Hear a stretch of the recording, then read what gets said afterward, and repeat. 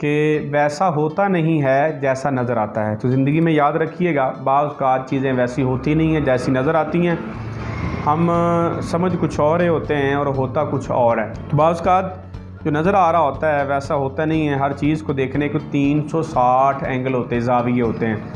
تو ہم کیا کرتے ہیں، ہم اپنے جو ہمارے ارد گرد کے جو لوگ ہیں، دوست احباب ہیں، رشتہ دار ہیں، جان پہچان والے لوگ ہیں، ان کی زندگی میں ہم کیا کرتے ہیں، ان کی کتاب کا ایک صفحہ پڑھتے ہیں اور ایک صفحہ پڑھ کے ان کی زندگی پہ پوری کتاب لکھ دیتے ہیں۔ یعنی ہم لوگوں کے متعلق پرسیپشن بناتے ہیں، لوگوں کے متعلق اپنی نیگیٹو رائے بناتے ہیں، اور ایک بات کو لے کے ہم ان کی زندگی اس کی ساری زندگی کو ہم کیا دیتے ہیں کہ یہ زندگی ٹھیک نہیں ہے۔ کرتے ہیں کہ ایک طرف آپ کی 1000 خوبیاں ہیں، ایک طرف آپ کی ایک غلطی ہے، اس ایک غلطی کو لے کے آپ کی 1000 خوبیوں پہ پانی پھیر دیں گے۔ زندگی میں کبھی ایسا نہ کریں، بلکہ آپ کو چاہیے کہ آپ پوری کتاب پڑھیں۔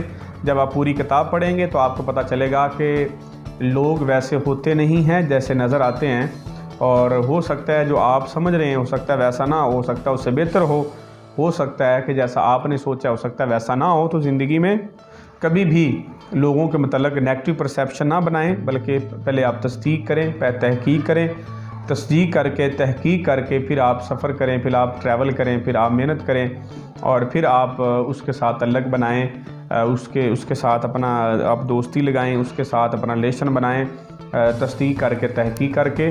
کسی کے متعلق آپ خود سے نیگیٹو رائے نہ بنائیں، کسی کے متعلق خود سے آپ نیگیٹو نہ سوچیں۔ ساس اور بہو کی لڑائی کیوں ہوتی ہے؟ اس کی وجہ یہ ہوتی ہے کہ ساس کے ذہن میں پرسیپشن ہوتی بہو ٹھیک نہیں ہوتی، اور اس بہو کے ذہن میں یہ پرسیپشن ہوتی ہے کہ ساس ٹھیک نہیں ہوتی۔ وہ دونوں مائنڈ میں لے کے جب اکٹھی ہوتی ہیں پھر آپس میں ان کی لڑائی ہوتی ہے۔ اس طرح جو ہے وہ بہن بھائیوں کو آپس میں لڑایا جاتا ہے غلط فہمیوں کی وجہ سے، بدگمانیوں کی وجہ سے۔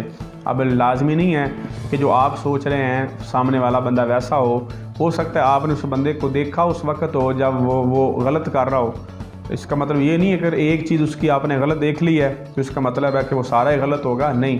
آپ سوچ لیجئے، پہلے سمجھ لیجئے، اور سوچنے کے بعد سمجھنے کے بعد پھر آپ اس کے بارے میں کوئی بھی رائے قائم کریں۔ ہم زندگی میں کسی بھی بندے کی کتاب کا ایک صفحہ پڑھتے ہیں، ایک صفحہ پڑھ کے ہم خود ہی جج کر لیتے ہیں کہ جناب یہ بندہ ٹھیک نہیں ہے۔